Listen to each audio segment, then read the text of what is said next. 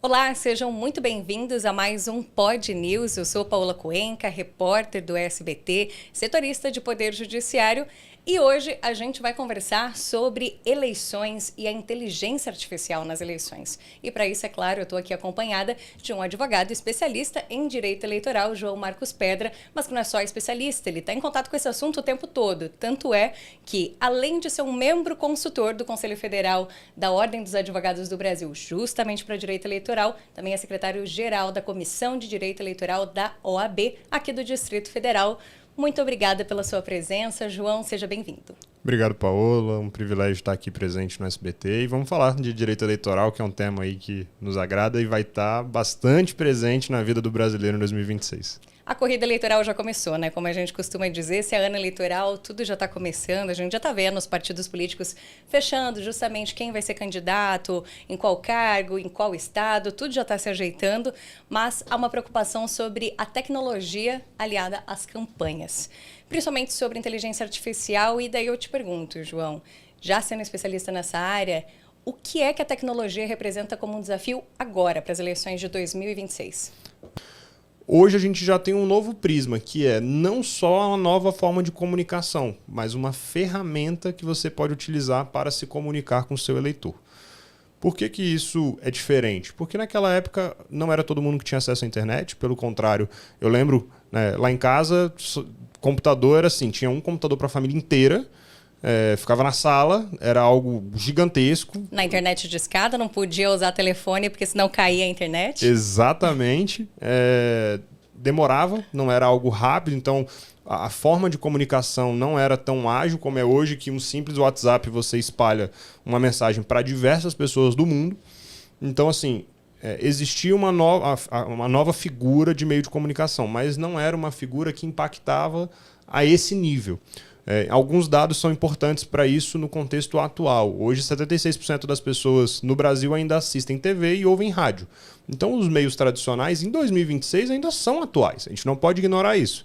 Mas 9 em cada 10 brasileiros têm acesso à internet nos últimos 12 meses. Ou seja, a gente tem mais pessoas utilizando a internet do que pessoas ouvindo rádio e TV. Então, assim, há uma mudança, de fato, nesse paradigma, nesse prisma sobre o meio de comunicação. Só que a gente foi passando um período da internet e novas ferramentas foram surgindo. A gente teve a criação de rede social, a gente teve comunicação dos portais de comunicação, a gente não vê mais hoje as pessoas indo comprar jornal.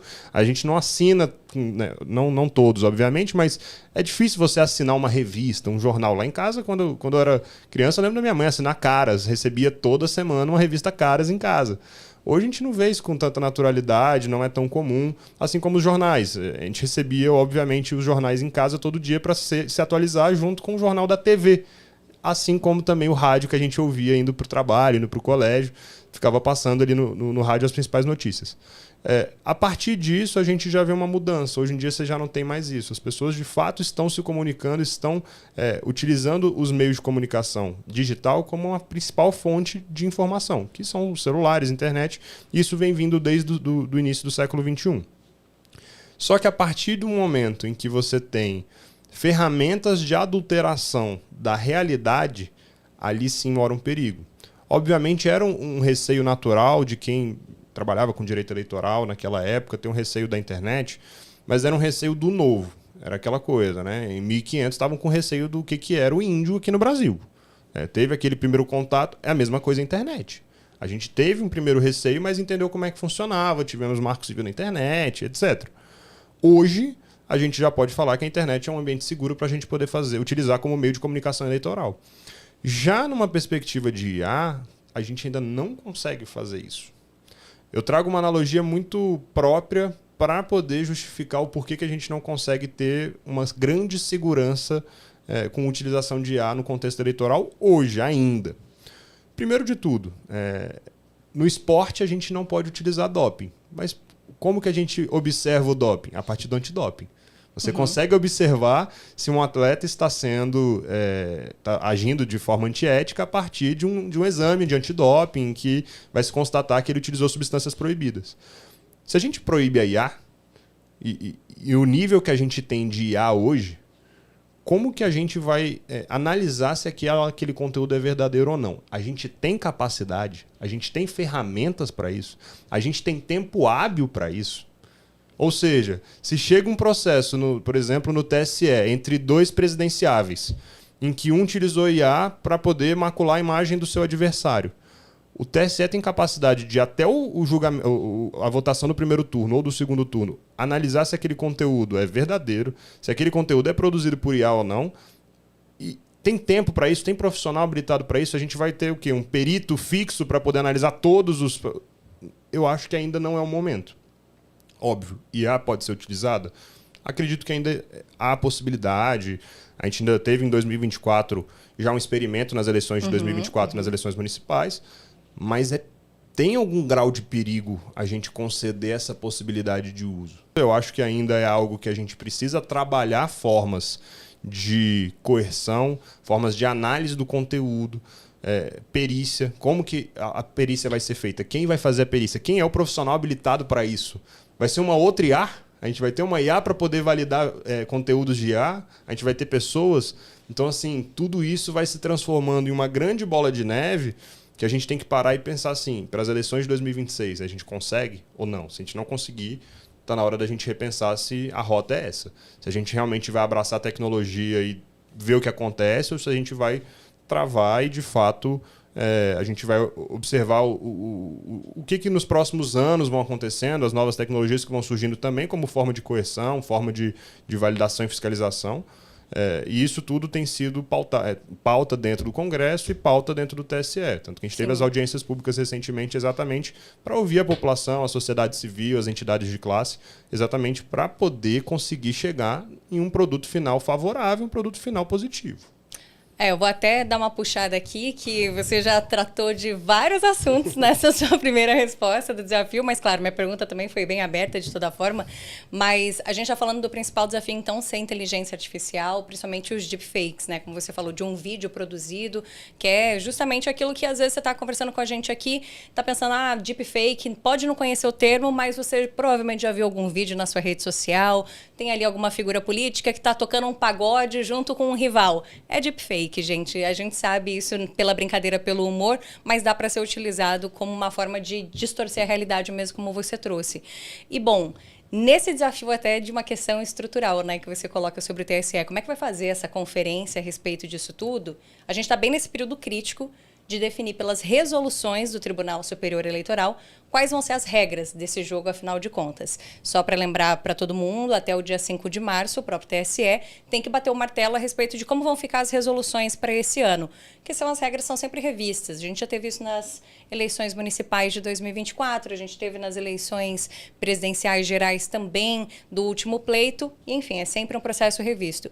E agora, para essas audiências públicas, para esse debate, a gente viu pouca mudança no tratamento sobre inteligência artificial. Lá nas eleições de 2024, já houve ali um trechinho falando, olha, é possível utilizar a inteligência artificial desde que fique ali marcado de alguma forma, seja uma marca d'água, seja ali no texto, utilizamos a inteligência artificial para a produção desse conteúdo, seja para uma edição de áudio, seja para construir algum tipo de imagem ali que não existe no mundo real, enfim. Mas não temos uma grande mudança a respeito disso. Considerando isso que você colocou, João, quem que vai fazer a conferência, se é IA ou não, contando que nem sempre a gente vai ter essa boa-fé de um candidato colocar que foi utilizado IA para produzir aquele tipo de conteúdo, ainda falando sobre campanhas, de fato, a gente não está nem falando desse material que pode correr ali à solta para tentar destruir uma reputação de alguém. Campanha. Essa questão de ser permitido, desde que sinalizado, você concorda com esse posicionamento? Esse já seria um posicionamento seguro para as campanhas? Nesse aspecto, sim. Eu acho muito importante fazer essa distinção. Isso foi muito importante o que você disse. Existe a propaganda eleitoral e existe a propaganda eleitoral negativa. A propaganda eleitoral, ela é aquela propaganda que o candidato traz ali suas propostas, sua expectativa, o seu programa de governo, aquilo que ele espera para os próximos 4 anos, caso ele seja eleito. A propaganda eleitoral negativa, que já inclusive tem previsões ali nas resoluções, previsões legais, ela já tem um outro cunho, que não é ser propositiva. Ela já é um cunho mais ofensivo. Ela visa atacar o seu adversário político e tentar macular a imagem dele. unicamente isso.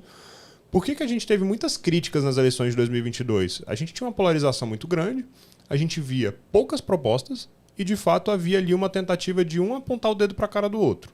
Especialmente nas eleições presidenciais, mas não se limitando a elas. Se a gente for puxar nos estaduais, foi a mesma coisa. Era de um lado apontando o dedo para o outro. Então, assim, na perspectiva de propaganda eleitoral, não estou falando de propaganda eleitoral negativa, eu acho que é super válido. Eu acho que é positivo. A gente pegar, por exemplo, um candidato ou então um pré-candidato.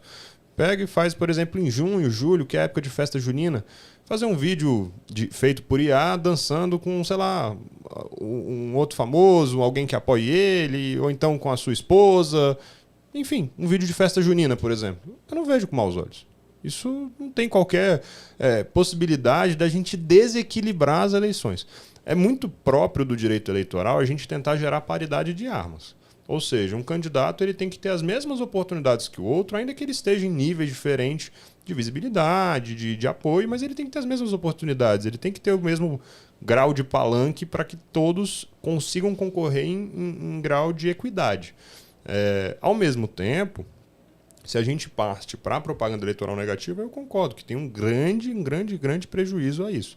Tanto que nas eleições de 2024, as resoluções do TSE traziam essa disposição de que você não poderia sequer patrocinar a propaganda eleitoral negativa. Era proibido você veicular propaganda eleitoral negativa e patrocinar ela.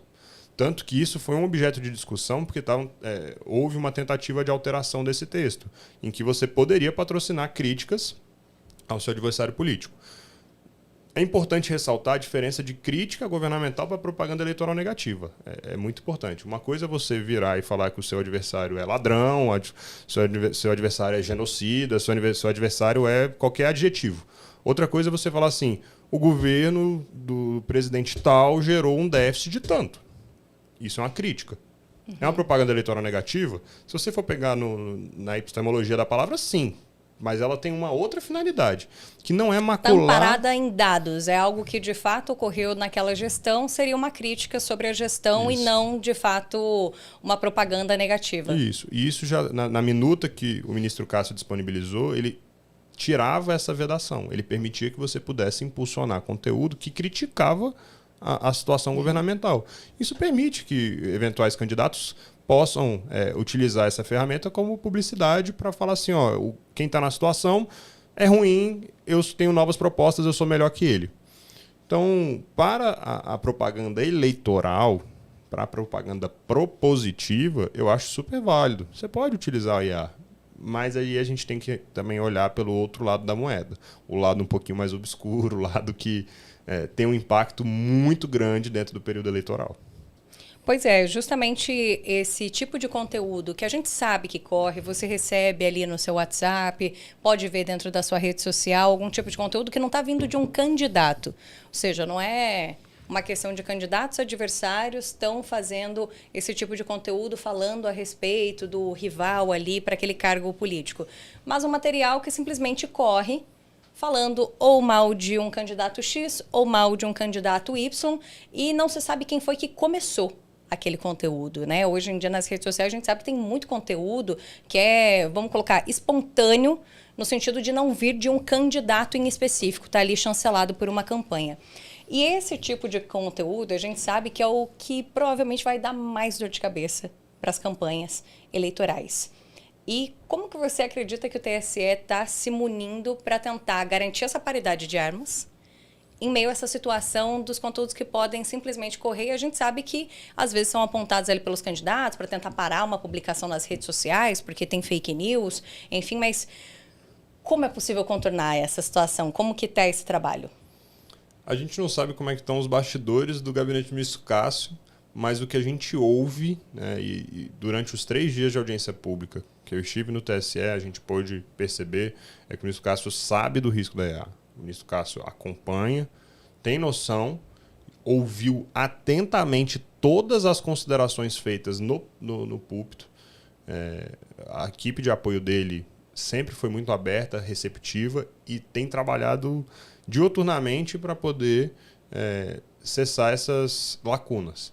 Mas o que a gente tem ouvido há já uma proposta de trabalho, a gente não sabe qual. mas já há possíveis ideias para contornar esses perigos da IA e que a equipe dele tem trabalhado em cima disso. É isso que a gente ouve mais de bastidor, e, enfim, que a gente ouviu durante as audiências públicas e pôde perceber. Mas, ao mesmo tempo, o que eu acho que é principal, e eu acho que, sem sombra de dúvida, a gente tem que refletir muito sobre isso, que é o seguinte: a partir do momento que se libera a utilização de IA para propaganda eleitoral e você permite a propaganda, a possibilidade de patrocínio de publicação. Ali do impulsionamento, Isso. né, para atingir mais pessoas. Você gera um risco grande. Explico por quê. A gente não está trabalhando mais com as redes sociais que a gente tinha em 2014, 2015, em que o seu feed vinha, né, o feed ali, a parte onde estão as publicações, vinha em ordem cronológica. Então eu publicava uma foto agora, ela aparecia em primeiro para quem me seguia, para quem era meu amigo nas redes sociais. E se você publicasse uma logo em seguida, a minha ficava em segundo e essa em primeiro. Antigamente era assim. Antigamente as redes sociais partiam do pressuposto de que a cronologia era mais interessante. Só que a partir de determinado momento passou a ser tão interessante a cronologia e passou a ser mais interessante o grau de interesse do usuário em relação a determinados temas. E aí a gente entra naquela disputa dos algoritmos. Por que tudo isso que se discute sobre IA é tão perigoso e gera tanto impacto? Porque a partir do momento em que você cria contas fakes, e isso não é assim, criar 2, 3 contas fakes, não. A gente sabe que existem aqueles grupos de milícia digital, de pegar e criar 2, 3, 4, 5 mil contas voltadas a propagar uma determinada mensagem. Aquela pessoa, vamos supor, aquele senhor de seus 70 e alguns anos, que não tem tanta facilidade, não tem tanto traquejo tecnológico, que vai olhar a primeira publicação e vai achar que é uma pura verdade, e é natural, a gente não tem como criticar essas pessoas, porque de fato o letramento digital delas é menor, naturalmente, foram pessoas que vieram de uma realidade analógica e estão se deparando com a tecnologia nos últimos anos, é natural, é diferente de uma pessoa que nasceu no século XXI, que já nasceu com a cara no celular. É natural que ela possa ser corrompida por notícias falsas, por narrativas que não só a primeira publicação apresenta, mas todas as seguintes. Então, assim, considerando milícias digitais, e quando a gente fala de IA, a gente não fala só de IA generativa, que é a que a gente fala, que chama de aquela que gera vídeo, gera foto, gera áudio, não. A gente pode também chamar de IA aqueles chatbots que são criados para poder responder pessoas, fazer publicações, desde que eles sejam feitos, né, obviamente com essa finalidade de propagar uma mensagem. Até para as interações, né? Porque às vezes existe isso são robôs comentando naquela publicação para que o algoritmo entenda que tem muito engajamento, então é muito relevante e continue lançando para mais pessoas. Exatamente. E aí, considerando essa questão de algoritmo, isso gera um prejuízo gigantesco para a realidade eleitoral. Porque, como eu disse, hoje você acorda, abre o celular. Você vai, trabalha, você abre os portais de notícias que normalmente você se interessa mais. Obviamente que se todo portal de notícia naturalmente tem algum viés, dependendo da pessoa que escreve, enfim, você vai abrir aquele que te interessa, normalmente. Aí você termina o dia, olha o celular de novo e você vê as mesmas notícias com os mesmos vieses. A sua realidade está corrompida, a sua realidade está de acordo com aquilo que te entregam. Não necessariamente com a realidade real mesmo, né? Sendo bem até pleonasmo, mas assim, a realidade fática. Não, mas é uma coisa tão real, assim, vou até usar um exemplo próprio nessa questão de não considero até que sejam só gerações que nasceram no analógico que já estão acabando caindo nessas IAs generativas. Porque a gente mesmo tem vídeos ali, às vezes, que você fica, ué, será que é verdade ou não? Eu, como adoro o bichinho, eu confesso que volta e meia caio em alguns vídeos de inteligência artificial, que o bichinho tá fazendo uma coisa tão fofinha, eu fico, olha que maravilha, o cachorro conseguindo andar ali numa pata só. Mentira, né, gente? Então, assim, tem essa coisa do a gente querer acreditar também naquilo que faz sentido pra gente. Então, isso também tem a ver com mensagem política. Então, por exemplo, se eu já não gosto de um candidato e eu vejo algo que está sendo impulsionado ali, que vai contra ele, que acaba atingindo a imagem dele, a chance de eu também acreditar e nem questionar se é uma inteligência artificial é maior. Exatamente. E a minha preocupação com inteligência artificial para as eleições de 2026, ela surgiu exatamente de vídeos criados por IA generativa, especificamente a Sora, que tem sido, acho que, uma das mais disruptivas dos últimos tempos, em que, sei lá, era uma criança dando um tapa na cara de um tigre e o tigre correndo. E na hora que eu olhei assim, foi exatamente aquele primeiro contato, aquele baque de, caramba, o que é isso? Aí depois você vai descobrir que são IAs generativas, que são as mais atuais, porque até então a gente até tinha. A gente tinha ChatGPT, Gemini, etc. E a gente via ali que tinha imagens sendo criadas, tinha tudo, mas assim, você via visualmente, ficava fácil a percepção de que eram imagens criadas por IA. A partir do momento em que você não consegue mais ter esse discernimento a olho nu, o que eu quero dizer com isso? Sem precisar fazer uma perícia, isso me assusta um pouco. Explico. Imaginem que a gente tem uma situação, como por exemplo foi vivida em Fortaleza nas eleições de 2024. A diferença de votos lá foi, acho que de 10 mil votos, se eu não me engano, 20 mil votos. Foi muito parelha. Apertadíssimo. Muito parelha. Imagina que a gente está tendo uma eleição tão parelha quanto a de Fortaleza em 2024.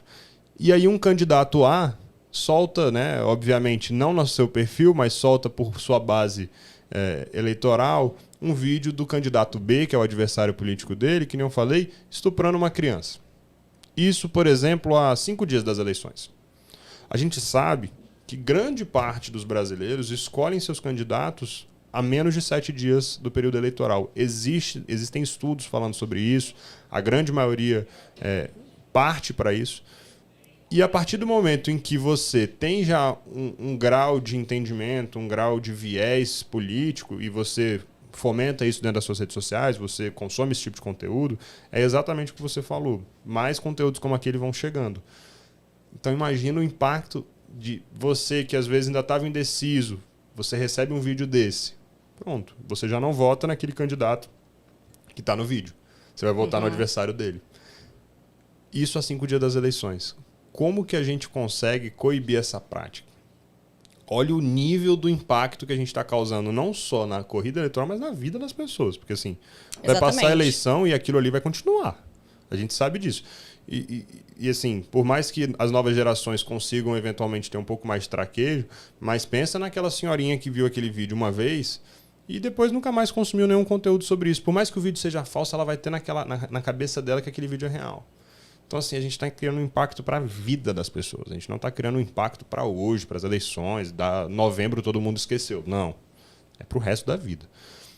E essa questão de algoritmo impacta. Porque é exatamente isso. Vai ser entregue aquele conteúdo para aquelas pessoas que já se alinham a determinada ideologia. Por mais que elas estejam indecisas, a depender do conteúdo que você consome nas redes sociais, não diretamente, já pode talvez te moldar para você votar em outra pessoa, que entra naquilo que a gente chama de viés de confirmação.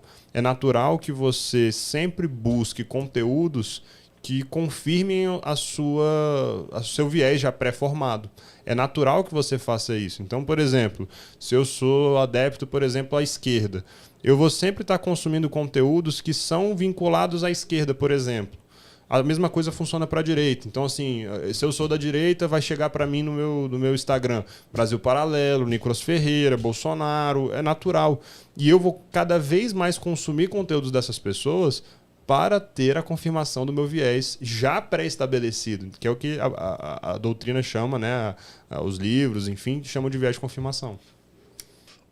Mas ali falando de eleições, para além de campanha eleitoral, que é o que a gente já tratou, o uso da IA na campanha, a gente tem o grande desafio desta quase campanha também que rola de maneira informal, principalmente nas redes sociais, que é esse conteúdo que a gente não sabe dizer de quem que partiu, quem é que começou com ele, mas está correndo e prejudica candidato ou então tenta favorecer outro candidato. Sobre aquele conteúdo que prejudica, a gente tem uma sugestão do próprio Ministério Público Eleitoral para que seja dada uma multa para pessoas que façam essa divulgação de informações falsas, fake news ali, e que podem ser pessoas como eu e você. Então não precisa ser um candidato. A pessoa ser multada ali se ela está divulgando essa informação que é falsa, que está correndo. Você acredita que de fato é algo que pode gerar mais essa consciência até para a pessoa que está ali consumindo e às vezes nem confere e de fato passa para frente uma informação? Eu, nesse aspecto, sou completamente favorável e eu achei até conservadora a posição do Ministério Público. Normalmente o Ministério Público pede penas altas. Quando a gente advoga para candidatos e partidos, normalmente o Ministério Público vira nosso algoz, né? O Ministério Público tem uma postura normalmente mais punitivista. Mas eles trouxeram a perspectiva da multa. Eu acho a multa extremamente importante. E eu acho que quando dói no bolso, o brasileiro tende a abrir um pouco o olho. Mas eu acho que não só isso. Eu acho que seria importante também, e isso caberia mais ao legislador do que ao TSE, a gente pensar em formas de criação de crimes em relação a isso. Ah, João, mas existe o crime de injúria, o crime de calúnia. Existe, eu sei disso. Mas é necessário, eventualmente, a gente criar um tipo penal eleitoral para essas situações. Então, a partir do momento em que você tem a realização, né, a criação de conteúdos feitos por IA generativa, com a finalidade de macular a imagem de um candidato ou candidata, incluindo, inclusive, a possibilidade de utilizar essa IA para fins de violência política de gênero ou então de violência contra grupos vulneráveis, a gente tem ali realmente algo assombroso. Além disso, não só a questão da multa. Eu acredito que deveria existir a possibilidade de penalidades mais gravosas, como, por exemplo, penas restritivas de liberdade. Porque a partir do momento em que você pega um vídeo que você sabe que é de IA e você divulga com a finalidade de tentar macular a imagem de alguém, isso é de uma má-fé tremenda. Tremenda.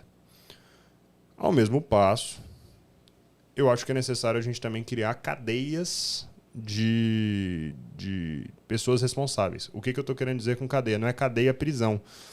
Cadeia que eu quero dizer é aquelas correntes, né? Então, o fulaninho passou para o Beltrano passou para o ciclano. Para mim, essa cadeia de divulgação de informação, que é entre esses três, toda deveria ser responsável. Isso acontece já no direito do consumidor, que a gente chama de cadeia de consumo, né? O produtor é responsável tal qual o transportador, tal qual o vendedor, todo mundo é responsável por eventuais falhas de produto, falhas de serviço. E o mesmo ocorre também com a LGPD. Então, a pessoa que é ali controladora dos dados, se ela cede os dados para terceiros e esses terceiros vão cedendo dados a outras pessoas, todo mundo daquela cadeia de divulgação daquela informação, todas são responsáveis. Isso eu acho que dentro do contexto eleitoral e de divulgação de vídeos de IA generativa, com conteúdo próprio para macular a imagem de um outro candidato, deveria sim existir ali uma cadeia também de divulgação dessa informação, de modo que todos sejam responsáveis. Porque a partir do momento em que você divulga uma informação de cunho eleitoral que impacta diretamente na democracia do nosso país, a gente tem que dar o grau de fato de responsabilidade que o brasileiro também deve ter com o que são as eleições. Eleições não é gincana para a gente poder colocar o time amarelo contra o time azul e botar todo mundo para brigar e acabou a gincana, a gente se abraça e finge que tudo está tranquilo, nada aconteceu. Não. Eleições são algo, é um momento sério para o país, é algo que entra para a história. Os livros daqui a alguns anos vão tratar sobre isso e a gente precisa que, especialmente no futuro, as pessoas olhem para a gente e falem, nossa, eles trataram com muita responsabilidade. Então, a criação dessa cadeia de divulgação de informação ela é muito importante, visando, acima de tudo, que o brasileiro entenda que divulgar informações além do ilícito eleitoral, que pode ser passivo até R$30 mil de multa, também pode ser criminalizado. Obviamente, hoje pode ser com calúnia, injúria, difamação, mas eu acho que cabe aí ao legislador, quem vier aí para o Congresso ano que vem, possa pensar eventualmente em uma penalidade nesse aspecto, porque a partir disso a gente consegue ter um pouco mais de segurança no trato em relação a esses temas. Bom, até porque essa proposta do Ministério Público Eleitoral, a gente recorda que não está valendo ainda, cabe decisão do TSE até o dia 5 de março, se de fato vão aderir, mas aí a gente esbarra de novo naquela questão de possível limitação estrutural. Bom, ok, pode haver uma multa para uma pessoa, eu e você, pessoas comuns que estão utilizando fake news, divulgando isso, sendo autor dessa fake news ali que pode prejudicar algum candidato. Mas como que a gente vai fazer essa fiscalização de pessoas comuns, eu e você, que não os candidatos? Ou seja, são as campanhas que vão ter que entrar com uma petição no TSE falando, olha, esse daqui foi o autor dessa publicação, penaliza essa pessoa? Ou como que a gente controla tudo isso? Porque, enfim, estamos falando de milhões de pessoas, né, no país participando do processo eleitoral. Exatamente. Aí cabe a nós do jurídico de campanha normalmente ir atrás dessas pessoas. A gente sabe que existe situações que você não sabe a informação de quem passou, mas você já tem a informação de que foi passado. Então, assim, vamos pelo menos pegar aquela pessoa que está divulgando, que a gente tem noção de que está propagando aquela informação, e a partir dela a gente começa a buscar a cadeia. Aí existem algumas ações, por exemplo, a gente pode entrar com uma AIJ, que é uma ação de investigação, que a Justiça Eleitoral dispõe, para você poder fazer uma investigação sobre a cadeia de custódia daquela informação. Beleza, eu sou a 10ª pessoa a divulgar o vídeo. A partir de você eu consigo saber quem foram as outras 9. Porque você vai conseguir fazer ali quebra de sigilo telemático, você consegue fazer... A partir do momento de investigação, você consegue buscar essas informações. E aí a gente pode pensar, obviamente, né, em penalidades dessa natureza, exatamente visando coibir essa prática. Eu sei que é difícil, eu sei que a gente depende de um letramento digital maior, eu sei que tem pessoas de boa fé que às vezes divulgam achando que era real. É natural, mas a gente tem que ter, acima de tudo, primeiro, responsabilidade com aquilo que a gente divulga. Por isso que todas as vezes que eu venho falar sobre esse tema na TV, no rádio, eu sempre tento trazer essa importância. Então, as pessoas que receberem conteúdos, calma, respira, dá uma olhada, fica tranquilo, você não é o primeiro a ver esse vídeo. Então, se você está em dúvida se esse vídeo chegou até você e se ele é real ou não, abre as redes sociais, abre os jornais. Se não tiver nada lá e o vídeo de fato for muito absurdo, você não descobriu a América. Tem alguma coisa errada. Então, provavelmente é um vídeo forjado, um vídeo fictício, com conteúdo irreal. Ao mesmo tempo, é importante que os candidatos também tenham essa responsabilidade e passem essa responsabilidade para os seus eleitores. Eu sei que em uma eleição local fica mais fácil, porque você consegue controlar ali quem são os seus apoiadores, você sabe mais ou menos ali, especialmente municipal, fica muito mais fácil de você controlar isso. Mas quando a gente fala em eleições gerais, especialmente presidenciável, é muito difícil, porque você não conhece o seu eleitor com uma grande facilidade, você não tem, às vezes, contato de fato com aquelas pessoas que te apoiam. Então, por exemplo, a gente já viu em outras eleições um empresário, por exemplo, que apoiava o fulano, ia lá e chegava na empresa e falava assim, quem não votar no fulano está demitido amanhã.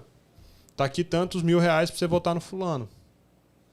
E aí, como é que o candidato pode ser punido, sendo que ele nem conhece esse empresário, não conhece, não estava nem sabendo o que estava acontecendo? Mas, ao mesmo tempo, eu acho que exige-se ali uma responsabilidade do candidato falar assim, gente, a gente vai ganhar, mas vai ganhar às claras. A gente não precisa disso, a gente vai puxar voto. A gente tem proposta. E aí entra aquilo que a gente mais vê de crítica, né, nas eleições, que é a ausência de proposituras, né, de fato propaganda eleitoral propositiva. Se a gente for olhar os programas de governo de todos os candidatos, você se assusta. Porque seja a esquerda, seja a direita, todos são iguais. Eles vão falar as mesmas coisas. Aí você fala, mas qual que é a diferença? Exatamente isso. A partir do momento que o eleitor brasileiro não entender que ele precisa se pautar pelas propostas e por aquilo que aquele candidato está se propondo a fazer, e não porque ele só bate no fulaninho, a gente vai ter uma mudança substancial no nosso contexto do país a partir do momento que isso for realizado. João, isso não vende. Eu sei que não vende. Mas esse é o recado que a gente tem que passar acima de tudo. Senão a gente vai viver de fato do pão e circo, vendo gladiadores e leões no Coliseu. Até hoje a gente vê isso no contexto eleitoral. Até para entender que esse é um movimento, eu acho, sempre muito curioso do eleitor brasileiro, de ter mudanças de perfis políticos, ou seja de centro, centro-direita, centro-esquerda, enfim. Quando a gente tem as eleições gerais, por exemplo, o candidato para presidente ele escolhe de uma ala política, o candidato de deputado federal é outra ala política completamente diferente nas visões de mundo, de fato, né? Da interpretação de como o mercado deve atuar, de como o Estado deve atuar, e também fica diferente para o governador, até ter essa consciência assim, do que é realmente que eu acredito e que eu quero colocar ali, né? Exatamente. A gente vê, por exemplo, fica muito claro só você ver a nossa composição do Congresso e quem é o nosso presidente.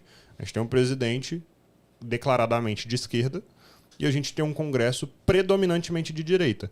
O que isso quer dizer? O eleitor foi à urna, votou em candidatos de partido de direita para o Congresso, seja para o Senado, seja para a Câmara dos Deputados, e quando chegou para votar para presidente, votou e um candidato de esquerda.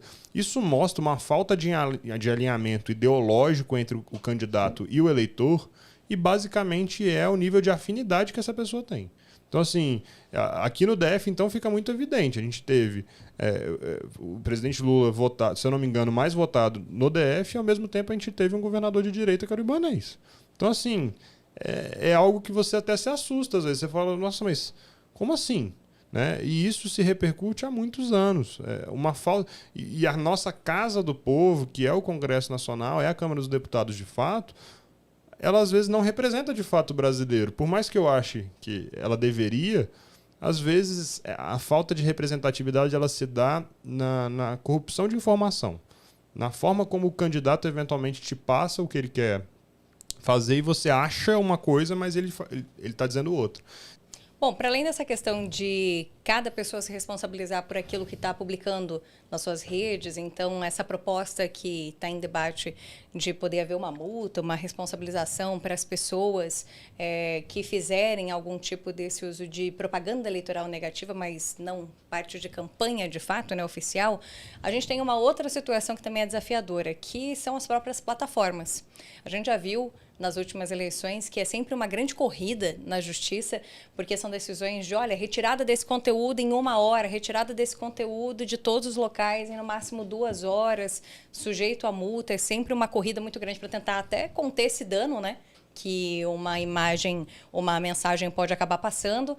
E, bom, a gente teve até as plataformas, as maiores, as Big Techs, Google, enfim, Facebook, Meta, participando dessas audiências do TSE, colocando à disposição de colaborar com a Justiça Eleitoral, mas, de fato, é sempre um desafio. E, para essas eleições, a gente vai ter algo que a gente não tinha nas últimas eleições gerais, que foi justamente a decisão do Supremo Tribunal Federal a respeito da responsabilização das plataformas sobre aquele conteúdo que está sendo publicado por terceiro.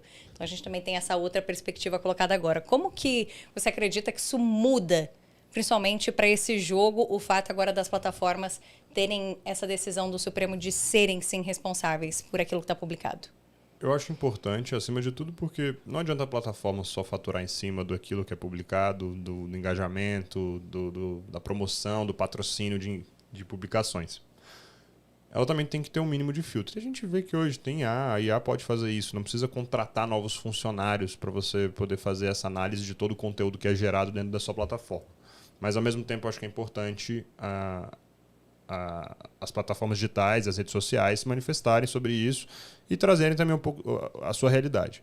Sobre essa questão de ter que retirar o conteúdo em tantas horas, eu lembro que em 2024, no início do ano, a Google havia emitido uma nota dizendo que todas as propagandas eleitorais que fossem solicitadas, né, que quem não conhece como é que funciona, você faz uma propaganda, né, você gera ali um conteúdo, você paga por aquele conteúdo e a plataforma disponibiliza, né, coloca você nas primeiras pesquisas, coloca você no feed das pessoas, enfim.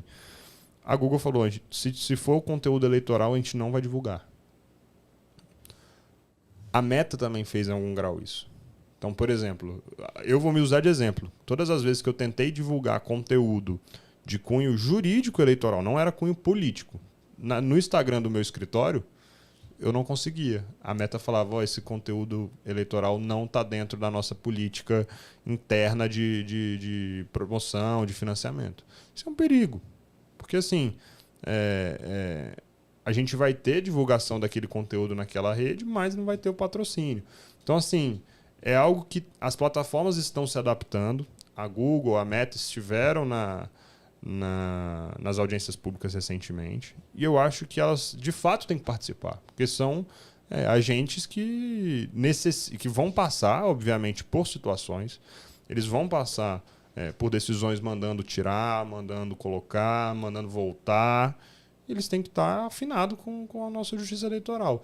A gente sabe que o Brasil, obviamente, tem particularidades muito próprias, muito individuais, mas, ao mesmo tempo, não adianta só virar e falar assim, não, a gente faz desse nosso jeito, se não for do nosso jeito, a gente está fora.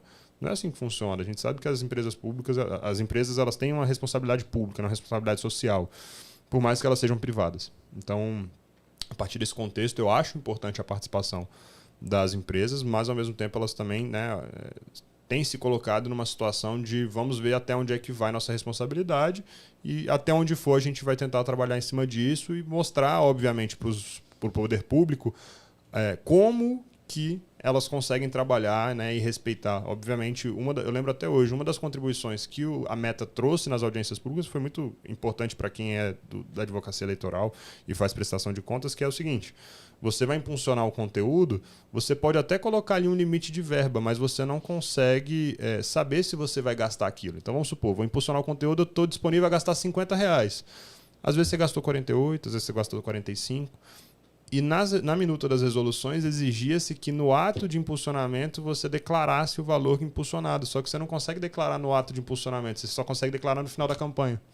Então, assim, além disso, existe ali um prazo para poder fazer a nota fiscal, né, fazer todo o faturamento e tudo. Então, era uma consideração importante. Olha isso, imagina um ministro que provavelmente nunca impulsionou nenhum conteúdo na rede social, não sabe como é que funciona, que são nossos autores das resoluções, não só o ministro Castro, mas todos eles têm responsabilidade em cima do que está sendo decidido sobre as resoluções.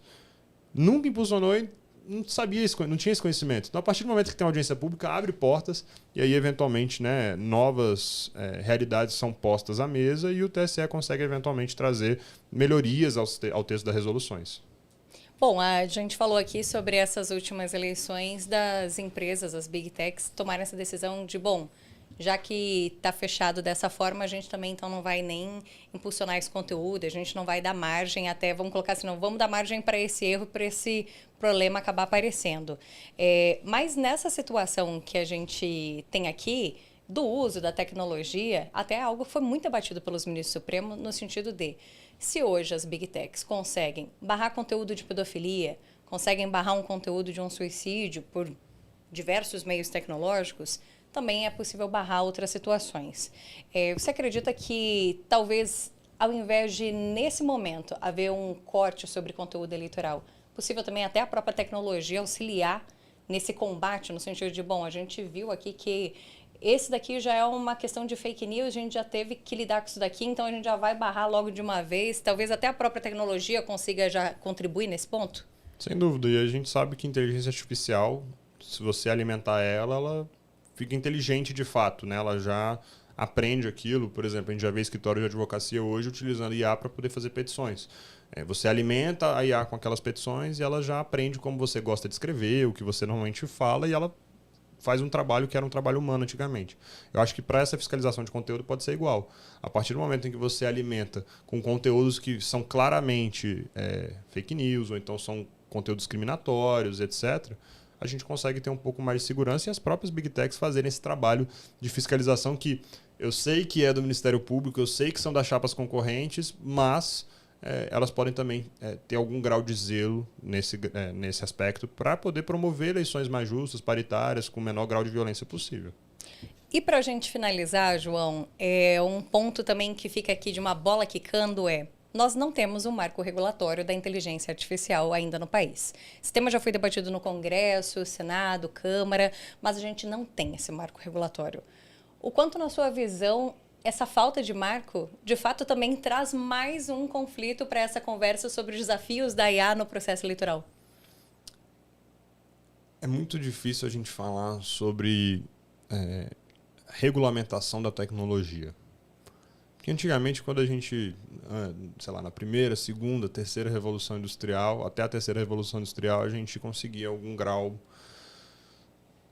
prever o futuro, né? A gente tinha algum grau de previsibilidade, então pode fazer isso, não pode fazer aquilo. Principalmente na primeira revolução industrial, a gente tinha muita questão trabalhista, a gente não tinha muito uma questão operacional. Mas a gente chegando aqui no que o Klaus Schwab chama de quarta revolução industrial, que é a revolução industrial da internet, e já em teoria até a quinta revolução industrial, que é a revolução industrial da IA, como que a gente consegue prever algo que a cada dia que passa traz uma inovação que nem a gente esperava ontem? Então, um marco regulatório da IA provavelmente vai ser igual ao Código Civil de 2002. Já vai nascer com o apelido o Código Civil de 2002 já nasceu com o apelido de Código Velho. Não é o novo código, era o Código Velho. E desde 2002 já se fala sobre uma reforma do código. Eu acho que o marco regulatório teria o mesmo potencial, porque no dia que ele nascesse, falasse assim, é a lei número 15.410 de 2026, as pessoas já iam falar, tá na hora da gente rever algumas coisas aqui. Amanhã já ia ter gente falando, isso aqui está desatualizado, a gente tem que incluir tal coisa. Por isso que as resoluções do TSE são muito importantes. Porque para o legislador se movimentar, a gente sabe que a máquina do Congresso ela é uma máquina lenta. Faz Câmara, depois vai para o Senado, depois vai para a sanção, às vezes tem que voltar para a casa anterior. Para você alterar o texto legislativo em matéria eleitoral, todo esse trâmite ele é muito lento. Então, as resoluções elas vêm exatamente para suprir essas lacunas legislativas, de forma a tentar garantir maior segurança nas eleições. Se não fosse as resoluções, hoje a gente estaria no ferro e fogo. A gente já está vendo eleições quase anárquicas, porque não iam ter tantas regras, iam ter as regras, querendo ou não, do Código Eleitoral e das leis das eleições, que são leis do século XX, inclusive. Por mais que tenham sido atualizadas durante os últimos anos. Mas, assim, são leis, querendo ou não, insuficientes. As resoluções elas partem exatamente desse pressuposto e criam normas necessárias para a gente poder ter mais segurança nas eleições. Pois é, em resumo, a gente, quando se fala de tecnologia, a gente está sempre tentando trocar o pneu com o carro andando, né? A gente pensa em uma questão, já tem outra surgindo para ser regulada, talvez essa resolução de agora, lá na frente, nas eleições, já vai surgir um outro desafio que daí vai caber aos ministros, enfim, adotar a forma de solucionar. João, muito obrigada pela nossa conversa, pela tua disponibilidade de vir aqui. A gente conversou, então, deixa eu relembrar, a gente conversou com o João Marcos Pedra, que é advogado, especialista em direito eleitoral, sobre esses desafios, e fica sempre esse recado para a gente ter a consciência do que está enxergando ali, do que está transmitindo para as outras pessoas também, né, João? Obrigado, Paola. É sempre bom conversar sobre esses temas e tentar clarear algumas coisas que eu sei que às vezes são um pouco mais complexas para o público em geral, para o leigo, que é quem vota, são os eleitores. Então, agradeço o espaço do SBT News e a gente fica à disposição aí para caso novos debates surjam. Bom, e você que estava acompanhando a gente já sabe que tem mais Pod News e a gente tem mais debates sobre eleições e sobre inteligência artificial nas eleições ao longo de toda a programação da SBT News. É ano eleitoral, esse assunto vai voltar a cair aqui com a gente. Muito obrigada pela sua presença e até mais.